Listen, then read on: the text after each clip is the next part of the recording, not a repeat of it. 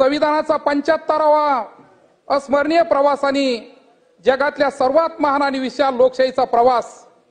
या मागे असलेल्या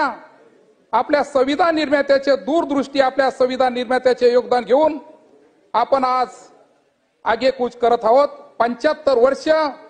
पूर्ण झाल्यानिमित्त उत्सव साजरा करण्याचा हा क्षण आहे। अध्यक्ष महोदय, 75 वर्षाचा प्रवास साधारण नाही, हा प्रवास अलौकिक असा हा प्रवास आहे आणि म्हणून मी काही खूप मोठं